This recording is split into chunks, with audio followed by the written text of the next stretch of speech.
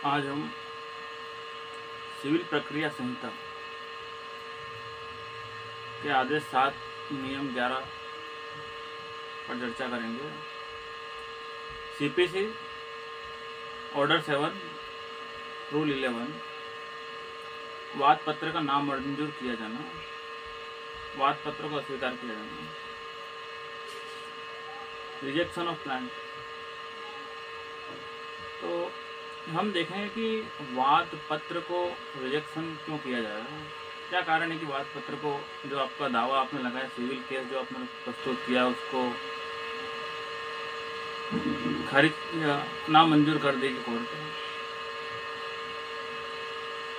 खारिज शब्द का इस्तेमाल नहीं करेंगे, नामंजूर का इस्तेमाल करेंगे। कोर्ट उसको नामंजूर कर देगी, एक्सेप्ट नहीं करेगी। क्या कारण है? पहले तो हमें वाद पत्र को समझना पड़ेगा।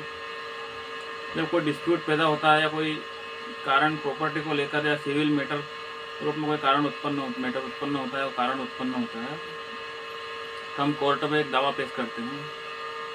तो दावे के अंदर जो भी ऑर्डर 7 में दे रखे हैं, सारे नियमों का पालन करना होता है। पार्टियों को जोड़ना, पार्टियों के पते, फिर जो जिस समय वाद कारण जो पैदा हुआ था, किस कारण से आप वाद संस्थित करना, वाद कारण, फिर जो प्रॉपर्टी उसका मूल्यांकन, फिर उसके बाद जो प्रॉपर्टी का जो मूल्यांकन के बाद जो कोर्ट फीस बनती है, कोर्ट फीस, क्षेत्राधिकार, इस प्रकार के एक दावे के अंदर जो सारे छोटे नियम है, जो सारे संभावनाएं, सारी दावे के अंदर जो लिखने वाली सारी बातें, सारे नियमों जब तक पालन नहीं होगा तब तक दावा अधूरा रहेगा। तो कोर्ट 7 नियम 11 के तहत यही देखती है कि आपने जो दावे के अंदर जो सारे, एक दावा बनाने में जो सारे नियम थे, जो भी रूल फॉलो करने थे, फॉलो किए कि नहीं किए। आपने कोर्ट में दावा पेश कर दिया, अब कोर्ट देखेगी या किसी अर्जी, कोई अर्जी देगा प्रतिवादी की ओर से या अर्जी दी जाएगी, तो उसके आधार पर कोर्ट चेक करेगी आपका दावा। कोर्ट देखेगी कि सबसे पहले तो पार्टियों को किस प्रकार से जोड़ा गया है, उसके बाद देखेगी कि प्रॉपर्टी का जो मूल्यांकन है, भाई 1 लाख की प्रॉपर्टी और मूल्यांकन आपने 80,000 का किया है, तो आपको सुधारने का अवसर देगा न्यायालय कि नहीं। आपका मूल्यांकन 1 लाख की प्रॉपर्टी तो आप 1 लाख कीजिए इसका। यदि आप नहीं सुधारते हैं, न्यायालय का अवसर देने के बाद भी न्यायालय आपका केस नामंजूर कर देगी। दूसरा कारण ये है कि आप कोर्ट, जब आपका मूल्यांकन हो जाता है, उसका वो कोर्ट फीस जमा करनी होगी। यदि आप कोर्ट फीस जमा नहीं करते हैं, न्यायालय कम कोर्ट फीस जमा करते हैं, न्यायालय आपको आदेशित करती है कि नहीं, आप पर्याप्त कोर्ट फीस जमा करिए, उसके बाद ही आपका दावा आगे बढ़ेगा। आपने कोर्ट की बात नहीं सुनी, आपने कोई न्याय फीस जो था या दावे का जो न्याय फीस, जो भी न्याय शुल्क था, वो आपने जमा नहीं किया, जितना आपको जमा करना था पर्याप्त शुल्क वो जमा नहीं किया, तो न्यायालय आपका वाद नामंजूर कर देगा। न्यायालय आपके वाद को आगे नहीं ले जाएगा जब तक कोर्ट फीस आप पूर्ण तरह से सबमिट नहीं करेंगे। इसके बाद यहाँ पर तीसरा बड़ा, 1 मिनट माफ़ी चाहूँगा आपसे।